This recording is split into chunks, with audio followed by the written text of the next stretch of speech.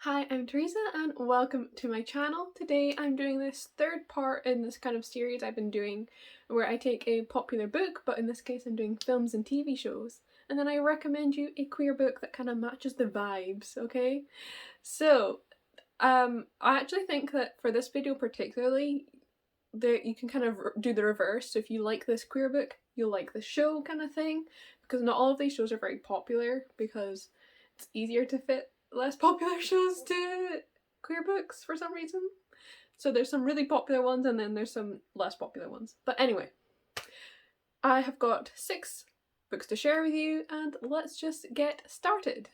So first up, the show I want to talk about is BuzzFeed Unsolved Supernatural. So this, I'm counting it as a show, okay, but it is just a YouTube series. You can watch it on YouTube for free and everything. It's wonderful. I binge watched it all, was it last year maybe? And then I watched the new season, the final season this past year in 2021. And I just adored it with everything in me. It's the perfect balance of humor and serious subjects, and it just works so well. The hosts, Ryan and Shane, just have such an amazing dynamic and friendship, and it comes across so well on camera, and I just adored it. So that is our show, and the book I want to match with it is The Dead in the Dark by Courtney Gold. So this one also follows ghost hunters, but it's a bit of a different situation, and it's just a lot of fun as well, and I was definitely getting big BuzzFeed Unsolved Supernatural vibes when I was watching it. So basically I will pitch to you The Dead in the Dark as BuzzFeed Unsolved Supernatural, but make it lesbian. Like, come on. What more could you want? So, The Dead in the Dark follows a dual perspective between 2 girls, Logan and Ashley. Logan is the daughter of TV ghost hunters, and they return to her dad's hometown, Snakebite, Oregon.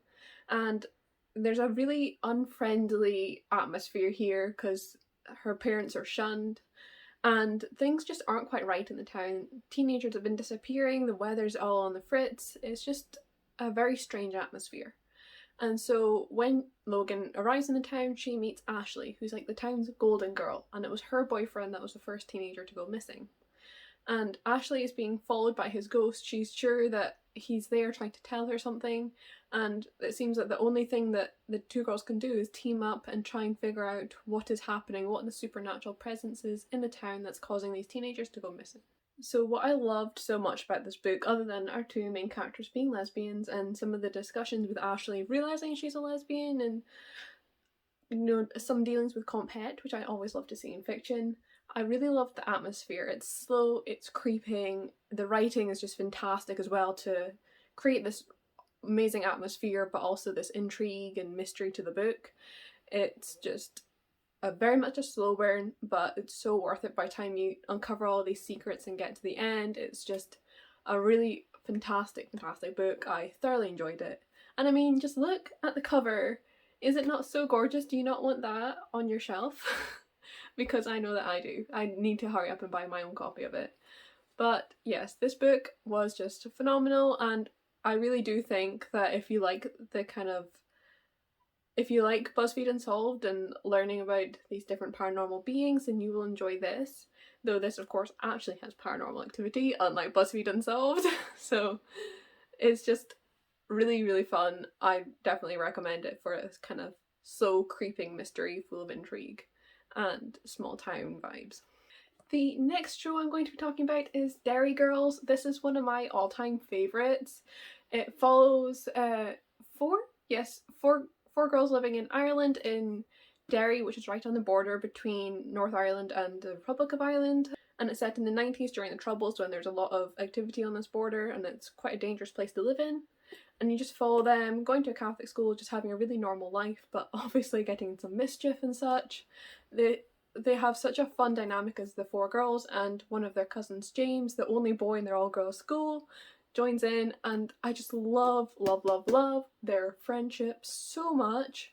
One of the girls is also a lesbian, so you've got her cute little moments coming out and everything, and then after she comes out, every one of the girls, and James as well, all wear little rainbow pins on their school uniforms and on their jackets and everything, and I just thought that was such a sweet touch, and I just loved it so much. This is really one of my favourite shows. It has 2 seasons. I think they've just finished filming the 3rd, and that'll be the final one. And it's just such a wonderful, feel good kind of atmosphere. It's just like 30-minute episodes, 20-minute episodes, and lots of humour and everything. It's just so damn good. Love the fashion as well, like the 90s fashion. Oh. Chef's Kiss, I've watched it a couple times, it's phenomenal.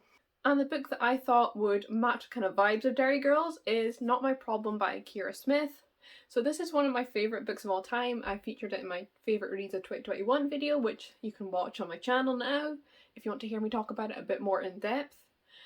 But this basically follows Aideen, who's having a bit of a rough time of it. Her mum's drinking, she's falling out with her best friend, she thinks they're growing apart, and she's flunking school. And so she has a lot of problems that she just can't fix, but she discovers, through quite an unconventional manner, that she has a knack for solving other people's problems. This begins when she comes across a girl from her school who she doesn't really get along with. She's quite a bit of a know-it-all, there's some tension there. Maeve is just cracking under the pressure of having so much to do, and so they come up with an unconventional solution of Aideen pushing her down the stairs. And this begins Aideen on this journey of solving other people's problems, and she begins a friendship with Maeve and with a boy called Cavi, who kind of involves himself in this little scheme that they've got going on to solve other people's problems. It's just a lot of fun. Kira Smith writes humour so well in books. Like, I could name very few books that have actually made me smile or crack up when I'm reading them, but Kira Smith's are definitely on that list. They are just fantastic. The humour is just like my type of humour as well. It just works so well. And you've just got this lovely friendship between Maeve, Cavi and Aideen, and it just really reminded me of Derry Girls, especially because this is also Irish, I believe, set in Northern Ireland. So you've got some of the Irish language and humour and everything as well, which is a lot of fun. And just the teen hijinks and mischief and friendship and everything, it really gave me Derry Girls vibes, and I cannot recommend this book enough, and I cannot recommend Derry Girls enough, so please give it a watch as well. I think it's on Netflix and it's on all 4 if you're in the UK as well. Definitely check it out. The next series I want to talk about is Sex Education. So this is one of my all-time favourite series. I rewatched it from the beginning last year before the new season came out and just had the time of my life. I love these characters. I love the really important messaging around sexuality and everything within the series, and how it's written for teenagers and is never sexualized, even though it's obviously deals very heavily with sex, and it's informative without being like a documentary. It's this perfect blend of comedy and humor and informative, and I really just enjoy it. I think it's a fantastic show. If you're not aware, this follows a cast of characters attending this high school, and your main kind of character is Otis. And his mum is a sex therapist, so he knows lots and lots of stuff about sex, but not much about relationships. He's never been in one before. But when he ends up unwittingly giving sex advice to someone and it works, he and this girl Maeve kind of begin on this journey of offering this sex advice clinic at their school. It gets them into some trouble, but you also hear these lovely touching stories, and it's just a lot of fun. You've got amazing characters, you've got lots and lots of queer characters as well, which is fantastic. Love to see it. There's Maeve, this girl that Otis is friends with, and another girl called Amy, and they have this wonderful friendship, but also I very much would like them to be together. They just, oh, I love them together so much. This is really one of my favourite shows. I just love it. I think it's fantastic and definitely worth a watch. And the book that I wanted to recommend alongside this is Jack of Hearts and Other Parts by Elsie Rosen. So I've not spoken about this book basically since I read it back in the day, but I did really enjoy it. So this follows Jack, who is attending high school, and he loves makeup and parties and boys, and his sex life is very much speculated about in his school. And this kind of comes to a head when he starts writing a sex advice column or a relationships advice column, and he starts receiving really creepy love letters that are trying to force him to curb his sexuality, to stop being so outgoing with his sexuality and everything.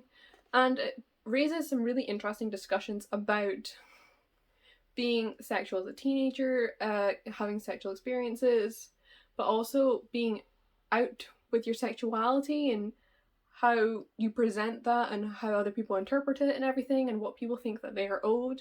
It has some really, really interesting conversations about that, and I just thought that it suited sex education for that, because that's the kind of thing that they would deal with, as well as him also having his sex advice column, which kind of, you know, has the same vibes as within the show, having their sex advice clinic.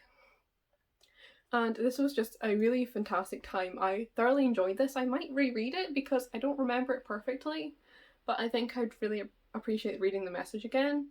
And yeah, I just really, really recommend this book. Also, I'd recommend Not My Problem if you love sex education as well, because I think Kira actually said she was inspired by sex education to some extent.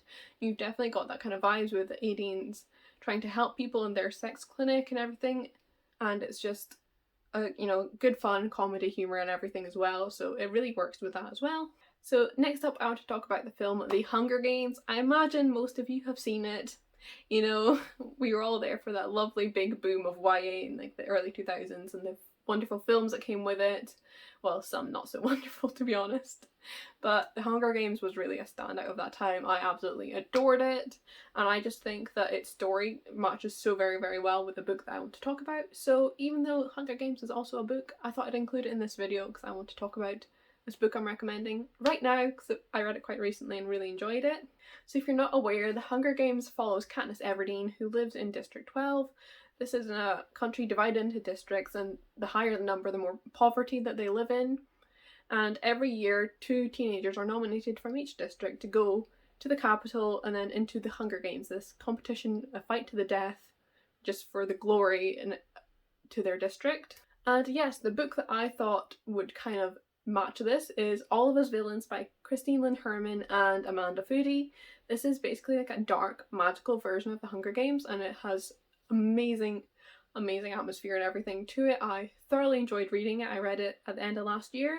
So this takes place in a world where spells and magic are very, very common. You can buy spells in like department stores. They're stored inside jewelry. And this takes place in a town where there are 7 families who are each roped into this competition every 20 years, where they send one of their children in to fight to the death in this competition, and the victor secures this really important high magic for their family, so that only their family can use high magic, which is very, very powerful. You can do a lot of damage with it. And so you follow 4 of the competitors within this competition, and very much like the Hunger Games, you follow them from being chosen and all the kind of press and everything that happens at this time, and then into the competition itself. And they're all so like distinct, their voices, and I really rooted for about all of them. There's like one I was less certain on.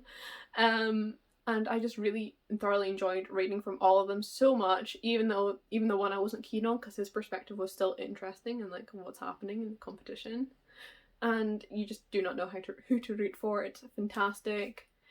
And I just loved learning more and more about this magic system as well. It's so cool. It's really clever and everything. I really enjoyed it, how this curse that they're all under to compete in this competition every 20 years functions and everything.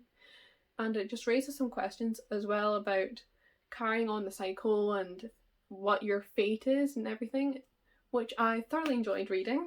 This is queer. Some of the competitors are queer. I can't quite remember who and like what their sexuality is, but definitely there's usually bisexual rep in both of these authors' books, its own voices for them, so you can definitely expect that within this book, I think. And yes, it was just a fantastic time. I thoroughly enjoyed reading it, and I cannot wait for the sequel this year. The next series I want to talk about is Young Royals. So this is definitely one of those where I think the book might be more well known than the TV show, so definitely if you like this book, watch Young Royals, it's fantastic.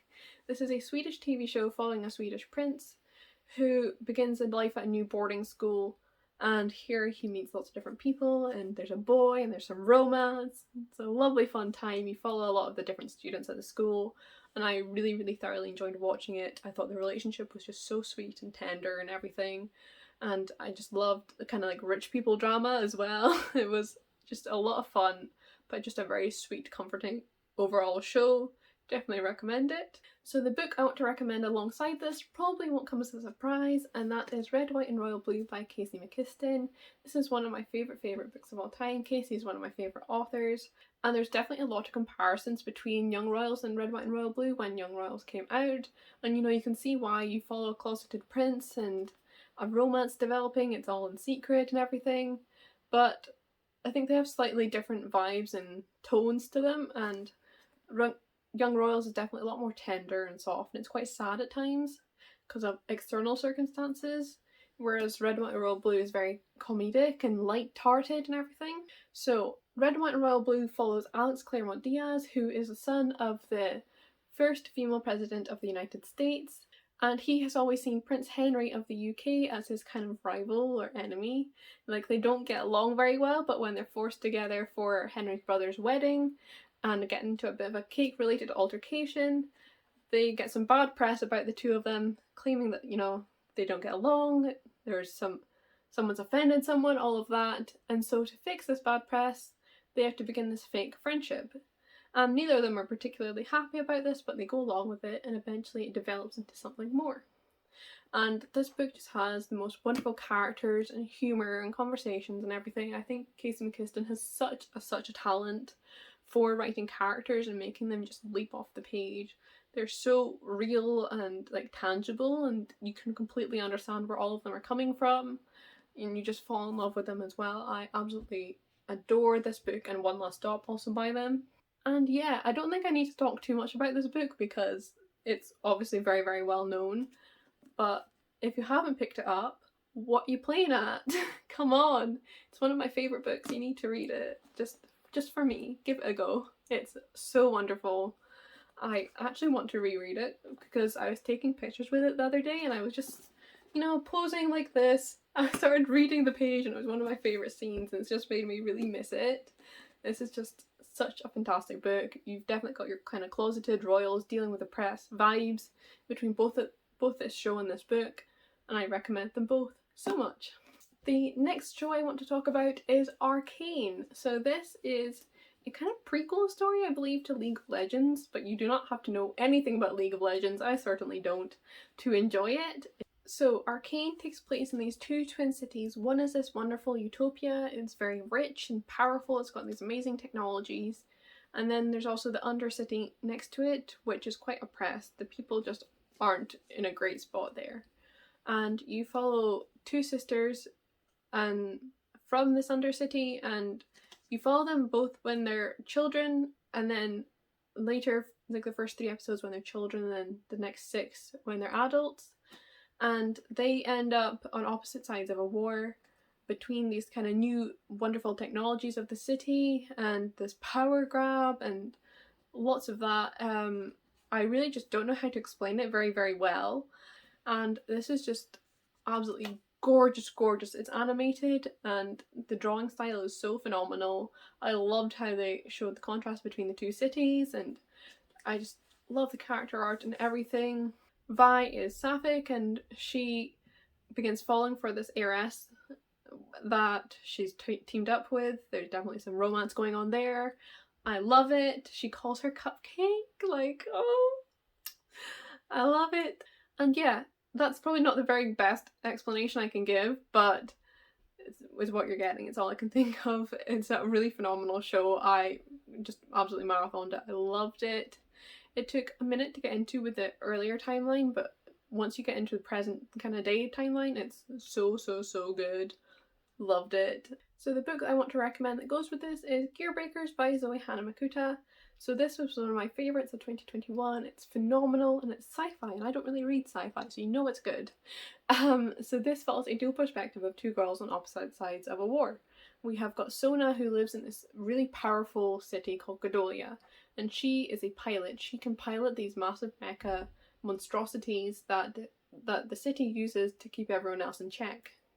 And we also follow Eris, who is a gearbreaker. This means that she is part of this kind of almost rebellion against Godolia, who take down the mecha deities. And so when the two cross paths when Eris is captured, they begin to realise that they're not really on opposite sides of the war at all. Sona is definitely kind of in a double agent position, and she and Eris break out and join the gearbreakers and just try and take down the city. And it's just a lovely, lovely book. I love it so much. It's got enemies to lovers. It's sapphic. You've got a bi character and a lesbian character, and I loved that the lesbian character was like very explicitly lesbian without seeing the label. You know, that she's not interested in men. You don't always see that, and I just loved it. And this has just got this wonderful found family vibes, which you can definitely see in Arcane as well. All of the tech and the sci-fi elements really match up between the two, and I just adored them both so much.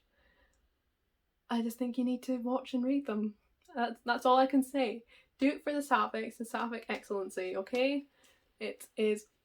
They're both just wonderful. So yes, that is the 6 books I wanted to recommend based on popular shows and movies. I know not all of these shows and movies were very popular, but it's just what I watch, so I'm sorry. But definitely, if you've liked some of these shows and movies, try reading these books, or vice versa. I promise that they are all spectacular. I love them all. I wouldn't be recommending them otherwise. As always, you will find links to these books on Goodreads down below, and you also find my reviews when I have them for some of these books, as well as my social media if you want to keep up with me elsewhere. And yes, just thank you very, very much for watching. I hope you've enjoyed, and I'll see you in another video soon.